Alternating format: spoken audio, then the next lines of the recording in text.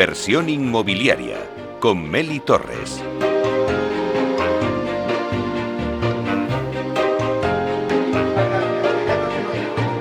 Hola, ¿qué tal? Muy buenos días y bienvenidos a Inversión Inmobiliaria. Hoy nos hemos venido a la Feria del Libro en directo desde el stand de Valdecarros, donde se da cita el sector inmobiliario y la cultura.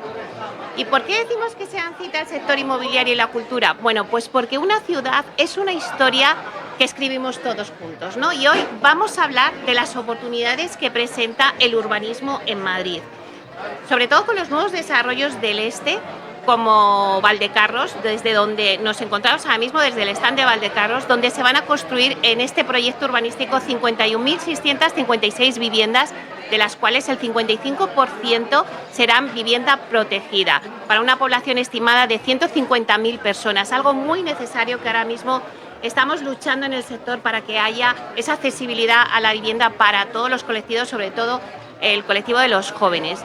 Bueno, pues hoy hablamos de Madrid, hablamos de cómo va a ser la ciudad del siglo XXI. También vamos a hacer un recorrido a lo que fue la ciudad, el urbanismo hasta el siglo XX, y lo vamos a hacer con autores que han escrito libros en torno al urbanismo. Os voy a presentar, porque ya que los tengo aquí, os voy a presentar directamente a quien tenemos hoy en nuestra mesa, aquí en directo en la Feria del Libro. Tenemos con nosotros a Domingo Menéndez, que es el director gerente de la Junta de Compensación de Valdecarros. Buenos días, Domingo. Buenos días, muchas gracias, Meli. Bueno, un placer. La verdad es que no podíamos tener un mejor marco. Está muy animada la feria, hay muchísima gente. Sin duda. Bueno, pues Valdecarros, por poneros un poquito en situación, es el mayor desarrollo urbanístico de España, es uno de los más grandes de Europa, está ubicado al sureste de la ciudad de Madrid, en el distrito de Villa de Vallecas, y contempla la construcción, como decíamos, de más de 51.000 viviendas. Podríamos decir que es un hito para Madrid y una respuesta directa a la necesidad de vivienda asequible en la capital. Seguimos con la presentación. Está con nosotros Patricia Abad, que es responsable de investigación en GAT3. Buenos días, Patricia. Buenos días, Meli. Un placer estar aquí. Bueno, acabáis de publicar el primer barómetro de la vivienda en la Comunidad de Madrid, elaborado por GAT3 y Valdecarros, con datos muy interesantes que nos vas a poner encima de la mesa. Tú vas a ser en esta mesa la encargada de los datos. Y yo creo que van a ser unos datos muy importantes para ver cómo tenemos que crear esa ciudad del siglo XXI. Bienvenida. Gracias. Bueno, también tenemos con nosotros a José Tomás, que es autor del libro Urbi et Orbi, escrito sobre la ciudad. Buenos días, José Tomás. Hola, buenos días y gracias por haber elegido este sitio tan maravilloso y tan simbólico de lo que es una ciudad en la que nos encontramos y convivimos. Bueno, por dar una pincelada, el libro está escrito por José Tomás, que es ingeniero de caminos y un gran articulista. Es una recopilación de 52 columnas periodísticas que reflexionan de manera crítica y contemplativa sobre el urbanismo y sobre la convivencia en las urbes europeas del siglo XXI. Seguro que nos tienes que aportar mucho en este debate, José Tomás. También está con nosotros Carlos Ibares, que es autor del libro Madrid en 300 historias. Buenos días, Carlos. Buenos días, Meli. Muchas gracias por la invitación y un placer compartir un rato con vosotros en este entorno tan agradable. Bueno, aunque es aficionado a escribir libros, pero en realidad es doctor, es cardiólogo, así que también tiene una gran responsabilidad cuando nos ponemos en sus manos. Deciros que el libro narra cómo nació el tejido residencial madrileño.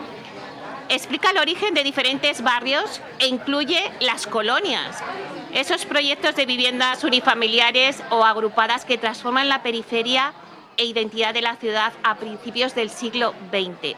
Bueno, mucho vamos a tener que hablar de cómo se ha ido desarrollando el urbanismo del Madrid de entonces. Nos contaréis anécdotas que habéis puesto en los libros, que están muy, muy divertidos y que os invito a que los tengáis, a que los compréis y a que los leáis porque están muy bien.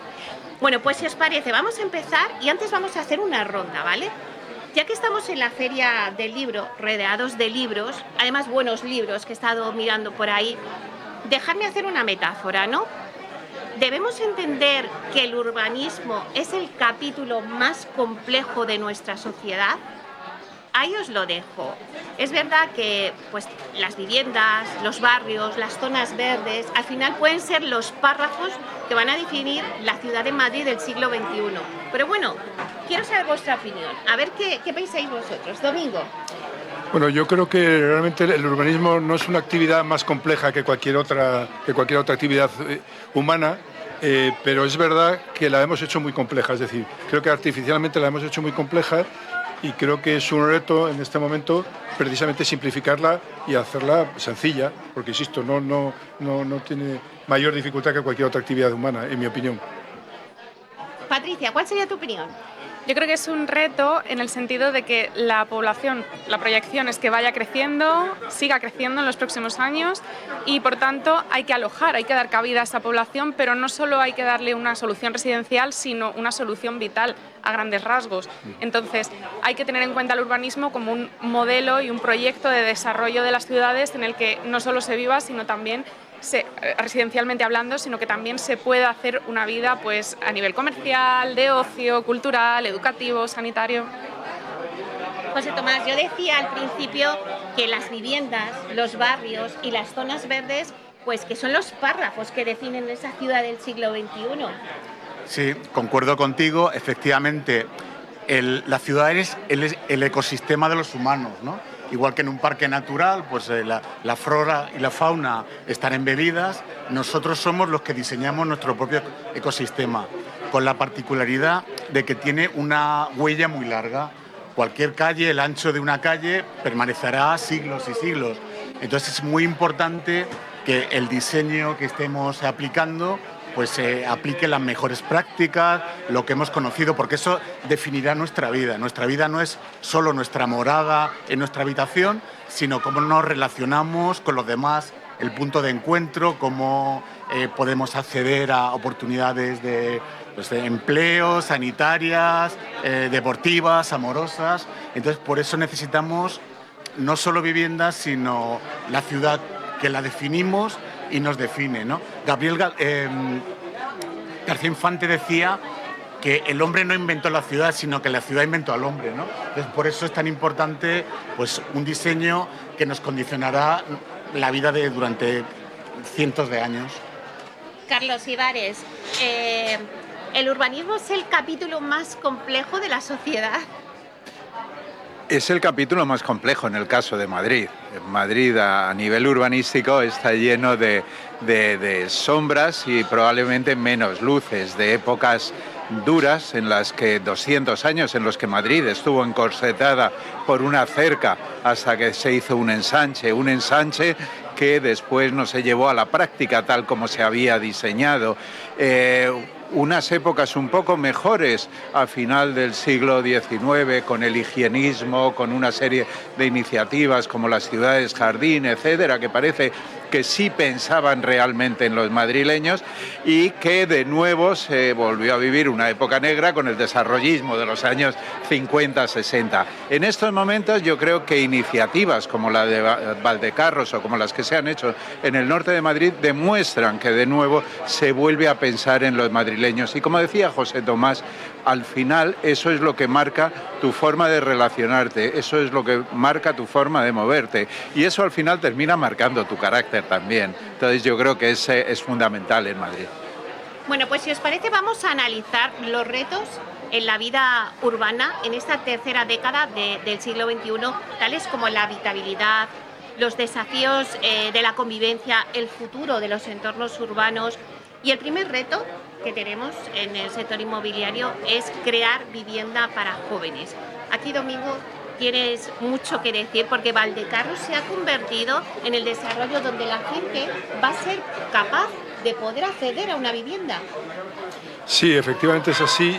Como antes decías, Valdecarros incluye un conjunto de más de 51.000 viviendas, de las que el 55%, 28.000 viviendas son viviendas protegidas, lo que se va a convertir en el granero de vivienda asequible y fundamentalmente orientada a la gente joven de la Comunidad de Madrid. No digo ya de la Ciudad de Madrid, sino de la Comunidad de Madrid.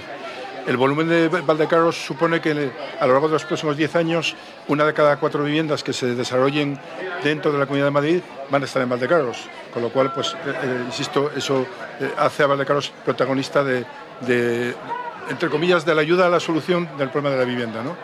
El problema de la vivienda, fundamentalmente, se genera como consecuencia de la diferencia que hay entre la enorme demanda que existe ahora mismo y la escasa oferta, ¿no?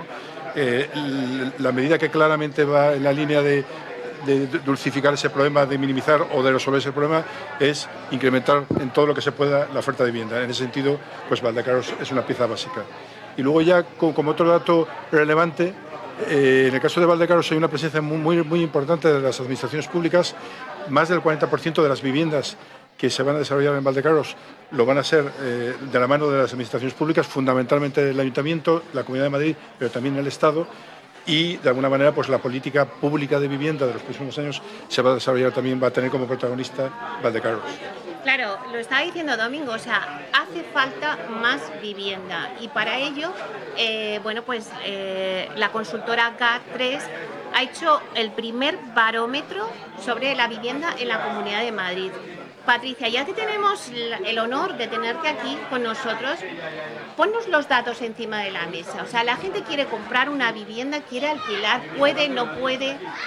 Bueno, este estudio, que se ha hecho por primera vez gracias al impulso de Valdecarros, pretende ser un estudio al que se dé continuidad precisamente para ir viendo un poco la evolución de esas opiniones, esas necesidades, esas demandas, y yo creo que ha dejado algunos datos que son verdaderamente interesantes para comprender en detalle cómo es esa demanda creciente de la que hablaba justo Domingo, ¿no? Uno de los datos principales que hemos trabajado era preguntarle a la población de la Comunidad de Madrid entre 18 y 49 años si tienen intención de acceder a una vivienda en los próximos 5 años, es decir, un corto plazo. Y un 65% de esa población nos dice que sí. Solo un 25% declara abiertamente que no tenga intención. Bueno, pues analizando a este colectivo de 65% de madrileños que sí que quieren acceder a la vivienda, nos encontramos con que un 82% lo destinaría además a ser su vivienda habitual, su residencia de primer uso, ¿no? Y que solo el 12% lo haría para tener una inversión.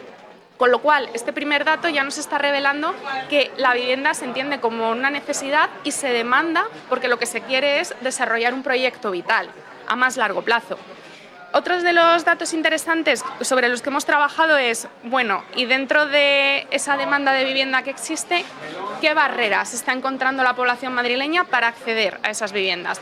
Aquí varía un pelín los datos dependiendo del régimen de tenencia, es decir, si estamos hablando de gente que querría comprar o de gente que querría alquilar, pero lo que sí encontramos en común es que el precio se ha ubicado como la principal barrera o el principal obstáculo en los dos segmentos. Entonces, estamos hablando de unos porcentajes que rondan en torno al 56 o 60% en cada uno de los regímenes de tenencia. Es decir, muy por encima del resto de factores que se han podido considerar como obstáculos, entre los cuales podríamos encontrar otra serie de condiciones económicas. En el caso de la compra, por ejemplo, los requisitos para acceder a una hipoteca, la necesidad de avales, también la situación de estabilidad laboral, y en el caso del régimen de alquiler, pues otra serie de condiciones económicas y esos requisitos que se piden pues para firmar ese primer contrato de alquiler, ¿no? Que muchas veces pues los ciudadanos no están teniendo capacidad de asumir y de afrontar. Más allá de esto, yo creo que el estudio también nos da otra serie de indicativos interesantes, que es, por ejemplo, qué serían las dotaciones prioritarias en un barrio en general y luego también respecto a la vivienda en particular, ya que se desea comprar esa vivienda para vivir a largo plazo, ¿no? En ella. Entonces, por ejemplo, el transporte público lo es para casi la mitad de los encuestados. ¿Quiere decir esto? Que las conexiones y la movilidad se ubican como una de las primeras cuestiones que se van a valorar a la hora de decidir a qué vivienda acceder. Y, por tanto, también a la hora de seleccionar en qué barrios o en qué desarrollos de los nuevos, como podría ser Valdecarros, se va a ubicar la población. Aquí hemos querido profundizar precisamente en, ya que Valdecarros es uno de los principales desarrollos urbanísticos a nivel europeo, cómo se percibe desde la población madrileña. Y la verdad es que el dato ha sido muy significativo y muy positivo porque un 64% nos está diciendo que consideraría vivir en una zona como Valdecarros para el futuro, con lo cual es un modelo que gusta, que convence. ¿Y qué es lo que convence exactamente de ese modelo que es Valdecarros? Pues, por ejemplo, que la magnitud del proyecto permite dar respuesta a la problemática de vivienda, porque al final lo que hace, con esos datos que dabais sobre el volumen de vivienda que se va a ofertar, es aliviar esa presión que existe ahora mismo de la demanda sobre la oferta disponible. Luego también conecta con un dato significativo del estudio esta percepción, y es que la gente considera que ahora mismo una de las principales necesidades para reducir esta problemática de desajuste entre oferta y demanda en Madrid es construir vivienda. O sea, lo está diciendo casi más del 60% de los encuestados, con lo cual yo creo que proyectos de este estilo, y sobre todo que incluyen la movilidad, el transporte, las conexiones, la dotación de equipamientos sanitarios, educativos, como gran parte de ese proyecto, pues pueden contribuir en gran medida a solventar ese problema que es actualmente la vivienda. Pues vamos a ver qué opinan los escritores en sus libros de esta cuestión. Y es que José Tomás, en su libro, también hemos visto algunos relatos hablando de las dificultades de acceso a un hogar y el diseño de soluciones habitacionales en las ciudades actuales. ¿Cuál es tu opinión? Bueno, como mis compañeros han hablado de diversos temas, yo me gustaría incidir en la importancia de la vivienda propia, ¿no? Que no estamos hablando solo de un proyecto vital, sino de un problema social, ¿no? Entonces, yo tengo precisamente uno de los artículos del libro se llama Vivienda propia y jubilación, ¿no? Yo siempre me pregunto, ¿qué ocurriría si un jubilado español tuviera que traer de su pensión una renta de alquiler? Afortunadamente, el 99% de los jubilados españoles tiene una vivienda propia. Entonces, tenemos que conseguir que las nuevas generaciones consigan durante su periodo laboral tener su vivienda propia, porque si no se va a generar un problema social muy importante, y eso lo conocíamos desde siempre, ¿no?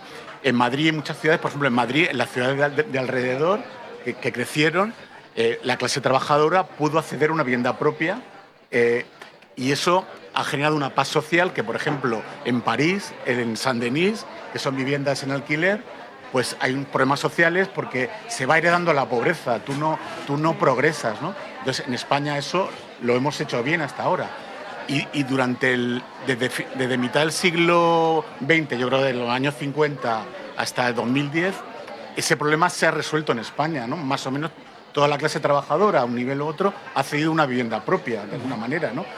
Y entonces parece paradójico que ahora que tenemos pues, más conocimientos, más recursos financieros, tenemos mejor sanidad, tenemos aves, tenemos internet, no sepamos solucionar un problema que se ha solucionado anteriormente, que se trata de poner un poco de hormigón, poner unas puertas, unas calles. Entonces, parece un poco paradójico que no hayamos conseguido eso, y yo creo que tenemos los mecanismos y se trata de que consideremos un bien social esa vivienda. Yo me recuerdo, anteriormente había lo que se llamaba cuentas viviendas o desgravaciones, que los jóvenes que dedicaban ese dinero tenían una desgravación, o sea que el resto de la sociedad pagaba su parte del IRPF para que ellos pudieran acceder, ¿no? O sea, porque se consideraba que era un bien social para todos, ¿no? Entonces, esos mecanismos yo creo que tienen como mucho sentido en el futuro, porque si una persona es propietaria va a cuidar más la calle, si hay un problema en el parque se va a preocupar, va a comprar mejores muebles, va a generar relaciones estables con los vecinos, y eso genera como un tejido social y permite progresar pues a la clase trabajadora que se compró un piso hace 30 años y ha aumentado de valor y hay un progreso social. Entonces, yo creo que ese mecanismo social, pues, Valdecarros, este tipo de iniciativas, pues pueden ayudar a pues ese estilo de vida. El alquiler puede tener su función durante un tiempo, pero que se ha de considerar socialmente la vivienda propia, pues para la clase trabajadora, pues un bien social en el que todos debemos estar de acuerdo, que no es una postura ni progresista ni conservadora, sino simplemente es de progreso social, ¿no? Y por último, la vivienda es importante, pero yo siempre digo que la vivienda es como cuando compras una vivienda estás comprando un trozo de ciudad, ¿no?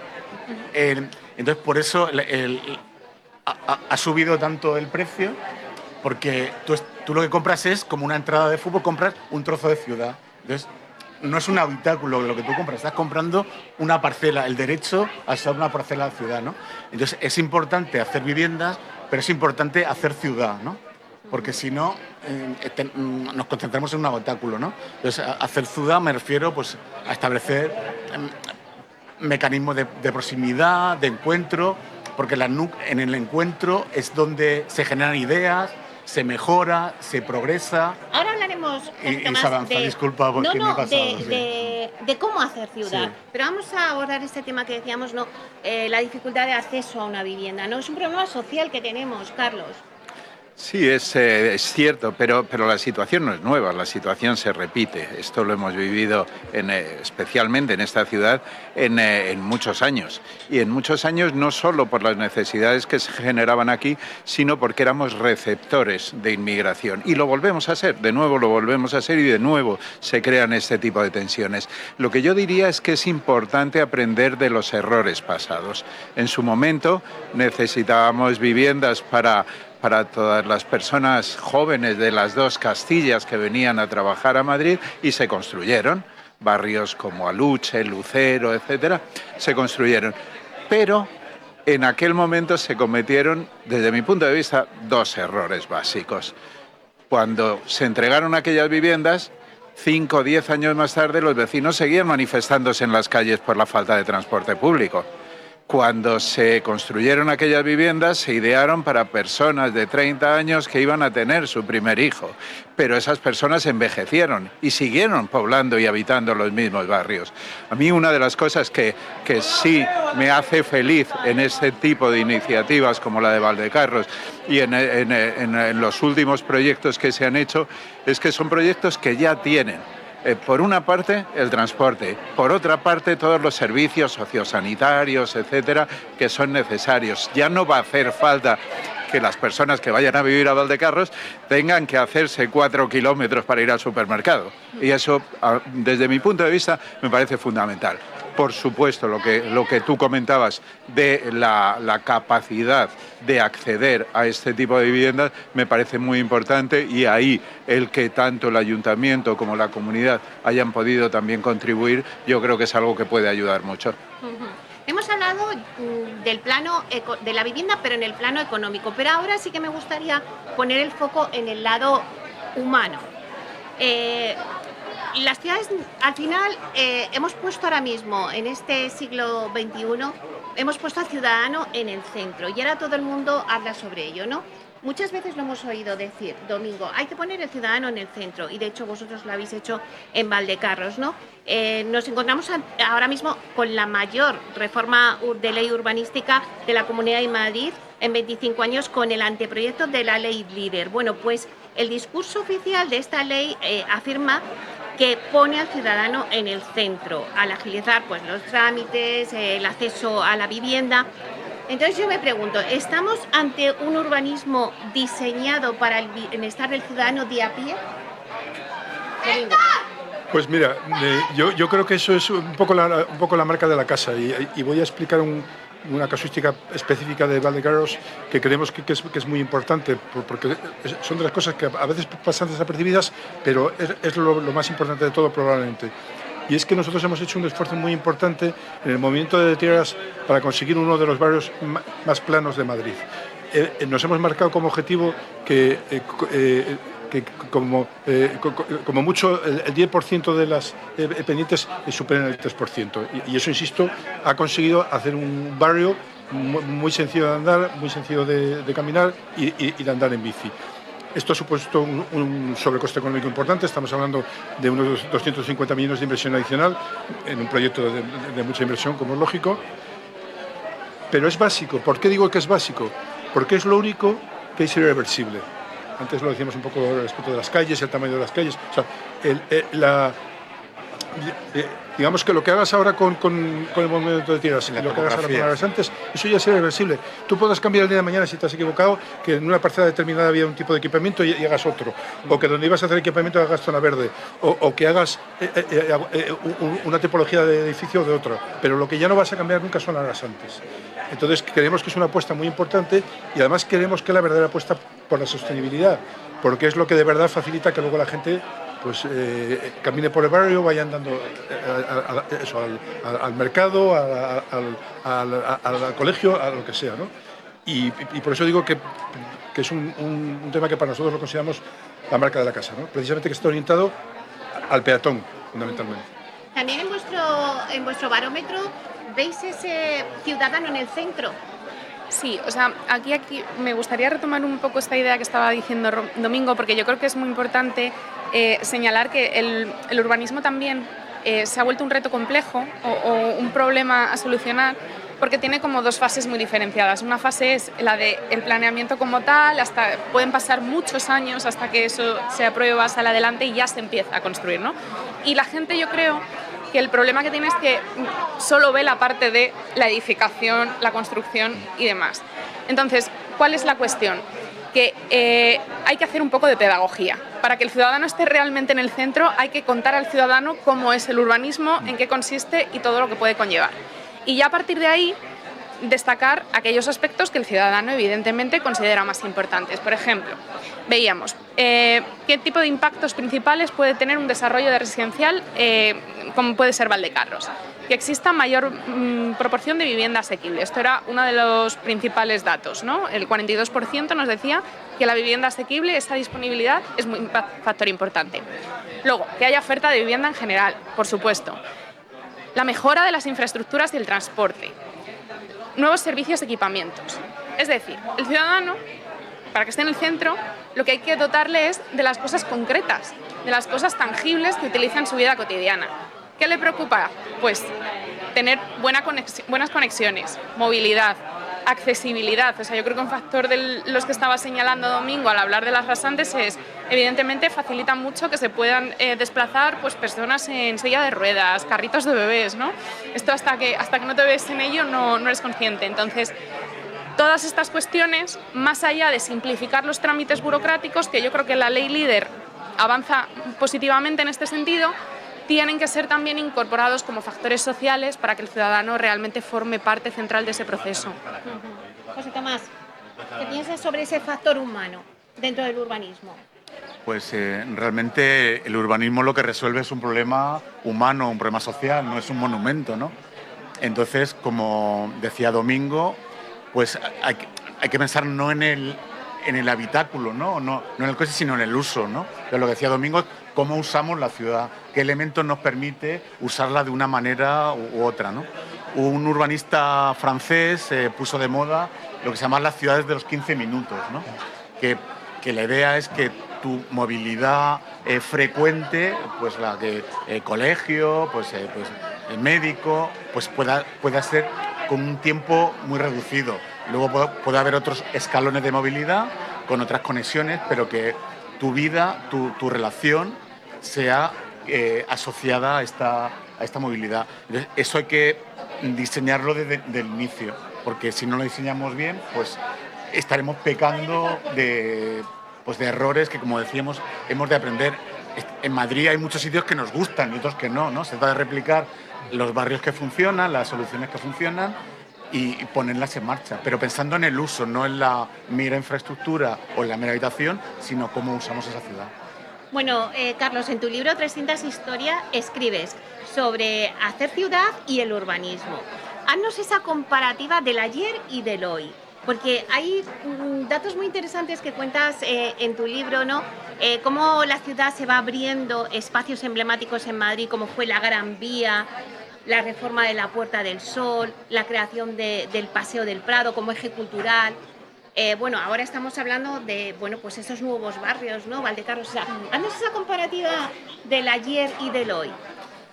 Bueno, el ayer es muy limitado porque prácticamente todas las iniciativas que se hicieron hasta principios del siglo XX iban dirigidas a las élites. Hoy estamos muy orgullosos del Paseo del Prado, pero el Paseo del Prado no iba a solucionar ninguna necesidad de los madrileños. Iba a que las élites pudieran pasear por la zona de las ciencias, de alguna manera. Y de hecho había unas normas de vestimenta para poder pasear por el Retiro, algo que nosotros ahora mismo miramos a nuestro alrededor y vemos a cada uno vestido como le da la gana. Eso era imposible. A lo mejor deberían volver algunas. Eso era imposible en 1780. Sí es cierto que a principios del siglo XX sí se intenta hacer ciudad. Hay muchas iniciativas. Por una parte, se derruyeron miles de viviendas para construir la Gran Vía y lo que se pretendía pues era una arteria que pudiera unir una gran parte de la ciudad sobre un proyecto que ya se había iniciado como 30 años anteriores. En aquel momento, con las ciudades jardín, con la ciudad lineal de Arturo Soria, sí se intentó construir ciudad, algo que posteriormente pues, se dejó de hacer. Para mí es fundamental que vuelva todo esto y que veamos que realmente estamos construyendo para crear un entorno, no solamente un gueto, no solamente algo muy limitado, sino algo general. Y ahí estoy absolutamente de acuerdo con Patricia en el tema de la pedagogía. Si tú le preguntas a alguien si se ha comprado una casa o si se va a comprar una casa, te habla del cuarto de estar, de los 4 dormitorios, de los 3 baños, pero generalmente no te hablan de lo bien que van a vivir allí, de lo bien que van a criar allí a sus hijos, porque tienen todo lo que necesitan, tienen esa microciudad que necesitan. Entonces yo creo que es algo en lo que también, como tú bien decías, hay que hacer pedagogía. Oye, Carlos, cuéntanos alguna anécdota, que seguro que tienes miles en el libro, alguna anécdota curiosa. Bueno, las anécdotas se refieren a temas bastante antiguos y a mí me parece que hay anécdotas, no sé ahora en Valdecarros cómo harán la nomenclatura de las calles, pero no es un tema menor. Había un tiempo en Madrid en el que cada uno sabía por dónde se estaba moviendo porque sabía lo que había allí, porque Cuchilleros era el sitio de cuchilleros y Bordadores el de bordadores, y la Costanilla de San Andrés era porque había que bajar casi en cuclillas por la inclinación que tenía. Cuando después hemos empezado a cambiar los nombres, dependiendo de signos políticos y todo esto, pues yo personalmente me he perdido un poco y me sigue pareciendo muy bien que la estación sea la estación de Atocha, porque allí estaba la puerta de Atocha y el santuario de Atocha, y no me parece mal que se pongan otros nombres, pero sí me parece mal que se pierdan los iniciales. Es complicado ahora moverse por una ciudad en la que realmente las calles no te dicen mucho a nivel de nombres. Antes sí, el Callejón del Infierno pues era el lugar donde el incendio de la Plaza Mayor fue más virulento y por eso se llamó así. Y como eso, muchísimas cosas. Madrid está cargada, prácticamente cada calle de Madrid tiene su historia. De hecho, uno de los comentarios que hago en el libro es: pasad por los mismos sitios que habéis pasado toda vuestra vida, pero cada 10 o 20 metros deteneos a pensar cómo se creó aquello. Y es fantástico. Bueno, no sé. Tomo nota, Carlos, de los deberes. La verdad es que no estamos todavía en el momento de poner las calles, eso será seguramente dentro de 2 años, pero tomo nota porque me parece una reflexión muy interesante y además te llamaré para que nos eches una mano en la propuesta que hagamos al ayuntamiento, que luego decide el ayuntamiento, pero como haremos una propuesta, te llamaré para que nos eches una mano porque me parece muy bien. Si os preguntara, ¿qué es lo más valorable de Madrid en términos urbanísticos? ¿Qué me diríais? Así una ronda rapidita. Venga, Domingo, ¿qué es lo más valorable? Yo, para mí, que es una ciudad diversa que de alguna forma responde a la diversidad de la propia sociedad, ¿no? Una ciudad abierta y diversa. Y el urbanismo yo lo veo así también. Patricia. Yo creo que, hilando con lo que decía Carlos, como tiene muchos desarrollos, tiene muchos lugares diferentes de los que poder aprender para mejorar el urbanismo de cara al futuro, ¿no? Y que en este siglo XXI realmente sea ese urbanismo centrado en el ciudadano. José Tomás. Bueno, físicamente yo creo que hay un eje que es el eje de la Castellana que permite una movilidad muy rápida, rodeado con un anillo que nos permite circundarla y a la vez tenemos una conexión nacional e internacional pues muy interesante.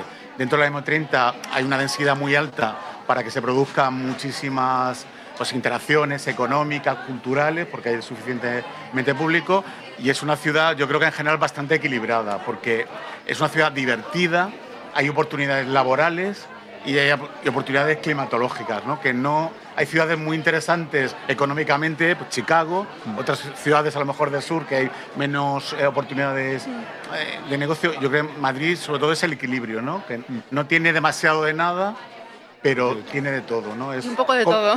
No le falta nada, ¿no? Claro. O sea que puedes tener trabajos decentes, con diversión, que hay ciudades que o uno u otro, ¿no? Entonces, ese equilibrio yo creo que también enriquece Madrid. Carlos. Sí, más o menos lo que dice José Tomás. Yo diría que Madrid es una ciudad muy grande, con capacidad de hacerse todavía más grande, sin perder la comodidad y sin perder ese sentido de ciudad abierta que tiene. Y en eso es en lo que debemos luchar todos. Bueno, antes, ahora comentabas, José Tomás, con Chicago, y ahora se me ocurre preguntaros, ¿qué oportunidades que tiene Madrid frente a otras ciudades, no? Domingo. Bueno, yo creo que un poco en la línea de lo que estamos hablando, la calidad de vida, yo creo que es indiscutido, ¿no? El clima, la calidad de vida, las posibilidades, el transporte público, los servicios públicos, tenemos una sanidad pública, yo creo, de primer nivel. También los servicios privados, tenemos un nivel de servicios privados de primer nivel también. Sinceramente creo que es una de las mejores ciudades del mundo para vivir, y yo creo que eso. Bueno, y en este sentido hay que también apuntar que Valdecarros es el proyecto urbanístico más grande de España, pero también uno de los más grandes de Europa. Realmente es el más grande de Europa y no es el más grande del mundo porque seguro que en China hay algo más grande, ¿eh? pero realmente por su tamaño es especialmente singular, ¿no? Porque estamos hablando de eso, de 50.000 viviendas que van a dar cobijo a 150.000 habitantes, que es pues lo mismo que hacer una ciudad como Pamplona o como Albacete, pero dentro de la ciudad de Madrid, ¿no? Entonces, bueno, en ese sentido Es difícil un encontrar eso fuera de España, la verdad. es un reto. Patricia, oportunidades que tiene Madrid frente a otras ciudades. Yo creo Eso que no lo habéis hecho en el, no, esto en no, el estudio. no ha entrado tanto en el estudio, pero bueno, por retomar datos, ¿no? De otros Sí. estudios que hacemos y cuestiones que nos transmiten. Yo creo que una de las grandes fortalezas de Madrid ahora mismo es la capacidad que tiene para atraer estudiantes, porque se ha convertido en un espacio buenísimo para estudiar, se ha posicionado frente a otras ciudades de una manera de verdad impresionante. Y luego también, desde mi punto de vista, y ya esto más relacionado con lo meramente urbanístico, que todavía tiene posibilidad de expansión. O sea, hay ciudades que por su propia geografía física, digamos que están más limitadas, ¿no? Muchas veces se compara con Barcelona, porque Barcelona al final tiene el mar por un lado, la montaña por otro, y le cuesta más crecer, ¿no? Su crecimiento ya o es en altura y redensificación o no es posible expansión. Madrid todavía tiene posibilidades de expansión. Y luego también, por supuesto, las conexiones. O sea, aquí totalmente de acuerdo con José, porque al final parten las carreteras principales de la península desde Madrid.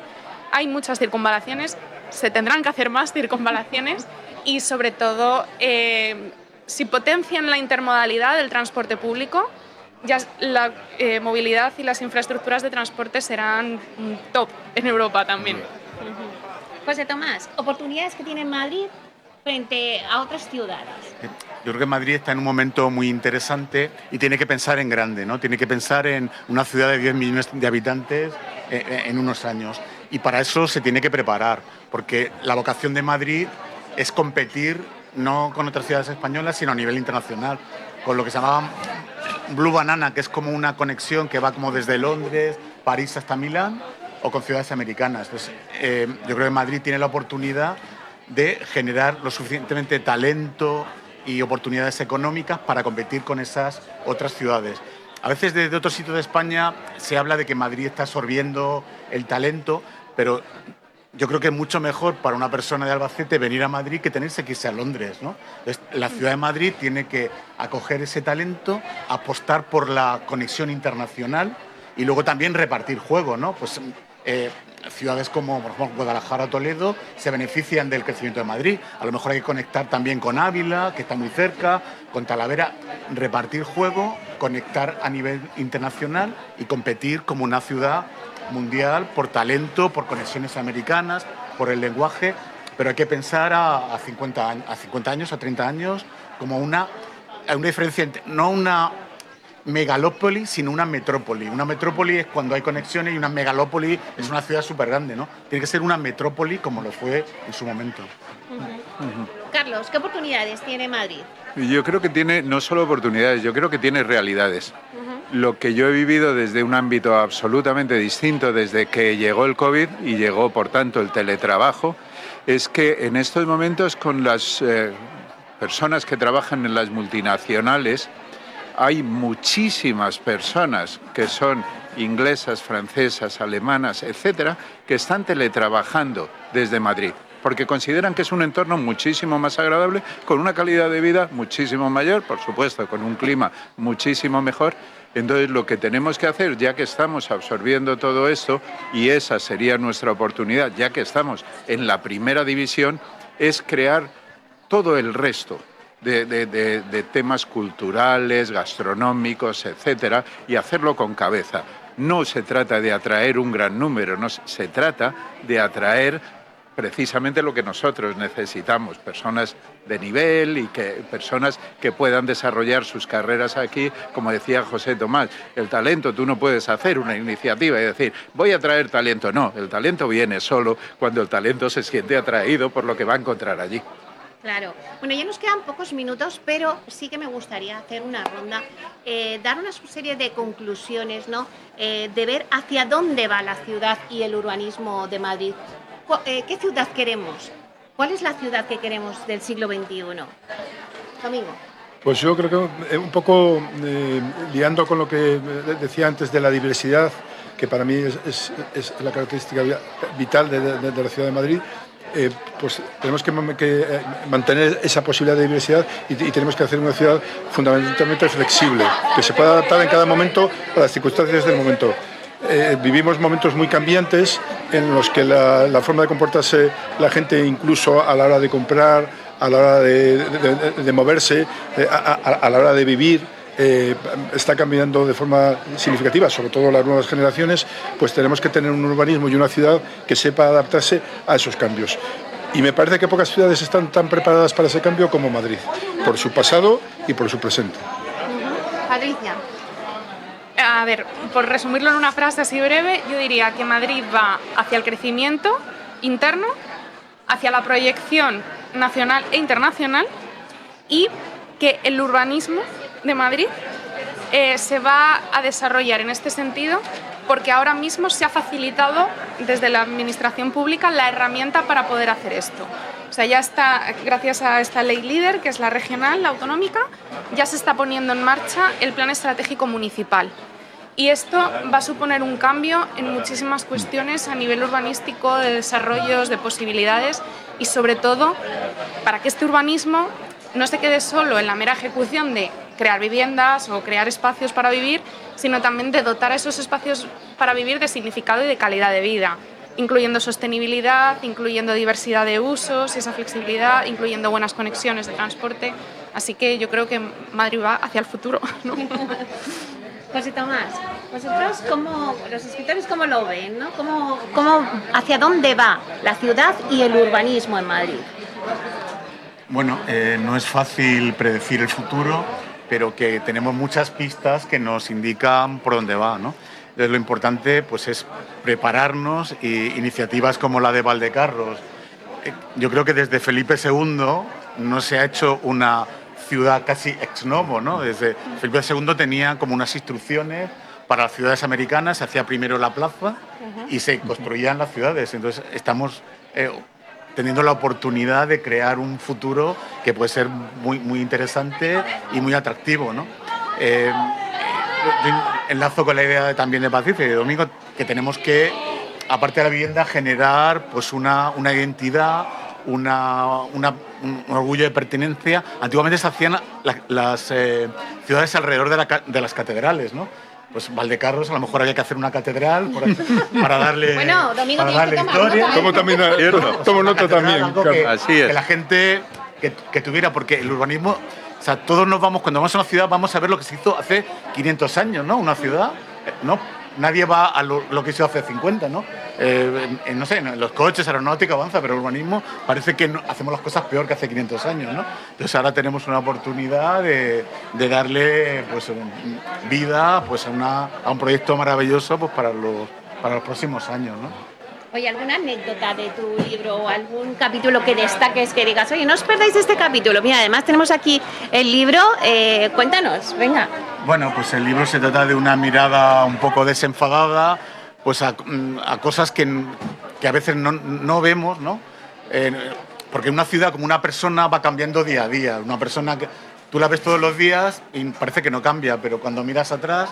Entonces, por ejemplo, hay un capítulo sobre los kioscos, ¿no? Hay otro capítulo sobre las fuentes. Uy, los kioscos sí, ya han desaparecido. Se llama Kiosco y Civilización, ¿no? Yo digo que en un plano ciego de una ciudad tú podrías saber los puntos más interesantes por dónde estaban los kioscos, ¿no? Es verdad. Es verdad. Y que es un poco ¿habrá kioscos en Valdecarros? Seguro. Claro, que es un poco la civilización, ¿no? Pues la fuente, pues las verbenas, y aparte lo enlazo también un poco con la parte cultural. Hay un capítulo que se llama Bares que lugares, ¿no? Porque al final un bar es de los elementos más importantes de una ciudad. Pues sí. Creemos que no, donde nos relajamos, donde nadie nos echa, donde no tenemos que pagar, donde no tenemos que reservar, donde podemos relacionarnos, ¿no? Realmente no buscamos un espacio, buscamos un tiempo, ¿no? Entonces, al hilo de la canción de Gabinete Caligari, que los mayores la conocemos, ¿no? Pues habla de los bares que lugares, se trata de ese capítulo, porque al final es un punto que los bares de Madrid yo creo que es una de las cosas, y no son las cafeterías ni los restaurantes. Son los bares. Son lo que llaman bar, y yo creo que es una de las potencialidades de Madrid que no se agradece en las guías, que el Museo del Prado está muy bien, pero los bares, o sea, tomarte una caña fresca a la 1, pues es uno de los lujos intangibles, ¿no? Donde vamos a ir ahora mismo, luego cuando mismo. terminemos esto. Bares que lugares se llama el capítulo. Carlos, bueno, pues danos un poco tu conclusión. ¿Hacia dónde va la ciudad de Madrid, el urbanismo? ¿Cuál será la ciudad del siglo XXI? Bueno, ahí sí que yo no tengo ni idea. Yo si me especializo en algo es en el pasado, en el futuro es todo lo contrario. Pero yo sí hablaría como madrileño. Como madrileño, aquí, a mí lo que me gustaría es que ya que tenemos la oportunidad, no muramos de éxito. No empecemos a intentar dirigir desde arriba lo que va a ser la ciudad. Que contemos con la sociedad civil, que contemos con los arquitectos, que todos ellos tienen algo que decir, y los intereses probablemente en algunos casos serán opuestos, pero en la mayoría complementarios. Y así es como podemos hacer una ciudad mejor. Venga, Carlos, de esas 300 historias de Madrid, ¿alguna nos tienes que decir? Bueno. Cuéntanos algo brevemente, venga. Bueno, es que son muy, muy variadas. Son historias de 5 minutos, historias de 400 palabras que se leen justo antes de ir a dormir y que además, a propósito, no tienen ninguna conexión. Yo diría que son historias para los que conocen Madrid pero no lo conocen, porque creo que aportan muchas cosas. A mí hay una historia que me parece muy curiosa y es la del barrio, el barrio de Cerro Cañaveral, que en su momento pidió la independencia de Madrid porque se hicieron las cosas mal y se expropiaron una serie de viviendas con un precio bastante bajo, y aquellos vecinos se sintieron tan ofendidos que decidieron ir a viajar a Cuba para aprender cómo se hacía una república. Volvieron a Madrid, acuñaron su moneda, que era el belmonteño, el cerro belmonteño, y que durante 15 días crearon una serie de barreras y crearon incluso su documento de identidad. Gracias a Dios la sangre no llegó al río y solo con una negociación de precios se consiguió ajustar todo aquello. Bueno, qué divertido. Pues nada, ya sabéis que si queréis escuchar y leer 300 historias, pues Madrid en 300 historias es el libro de Carlos Ibares. Ya nos quedamos sin tiempo, voy a tener que despedir, aunque me quedaría aquí más tiempo, porque la verdad es que lo estamos pasando fenomenal, hay muy buen ambiente. Muchísimas gracias, Domingo Menéndez, director gerente de la Junta de Compensación de Valdecarros. Gracias, Domingo. Gracias a vosotros. también a Patricia Abad, responsable de investigación en la consultora GAT3. Gracias por poner encima de la mesa los datos. Muy interesante todo lo que nos has contado. Muchas gracias, Meli, por la invitación. Un placer. También gracias a José Tomás, autor del libro Urbi et Orbi. Es un libro también muy interesante, son 52 columnas periodísticas, os lo recomiendo, no os lo tenéis que perder. Muchísimas gracias, José Tomás, por estar aquí con nosotros este ratito. Pues muy agradable y un placer hablar de la ciudad, conversar sobre ella. Y también muchas gracias, Carlos Ibares, autor del libro Madrid en 300 historias. Nos has puesto también las anécdotas aquí en esta mesa, las anécdotas. Muchísimas gracias. Muchas gracias a vosotros, ha sido un momento delicioso. Gracias. Pues nada, seguimos aquí en la Feria del Libro. Hasta aquí nuestro programa de hoy. Gracias a Valdecarros por unir el sector inmobiliario con cultura y elegir Capital Radio para esta cita y debatir sobre el urbanismo en Madrid. Gracias a todos los que nos están viendo por YouTube y también a los que nos escuchan al otro lado de las ondas. Gracias por estar ahí y compartir este espacio con nosotros. Gracias también de parte del equipo que hace posible este espacio y en la realización técnica y también de que les habla Meli Torres. Nos despedimos con una cita de Cicerón que dice: un hogar sin libros es como un cuerpo sin alma. Así que feliz fin de semana, a comprar muchos libros y que vivan los libros. Me voy a comprar libros ya. Que vivan, que vivan. Muchas gracias. Muchas gracias. Buen fin de semana. Y si pudieras atraer capital de forma ágil, global y en tus propios